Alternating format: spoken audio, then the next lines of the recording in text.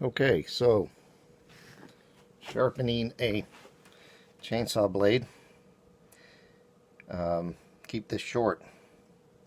Three main things. So you gotta make sure you have filed the teeth properly. We'll talk about that in a sec.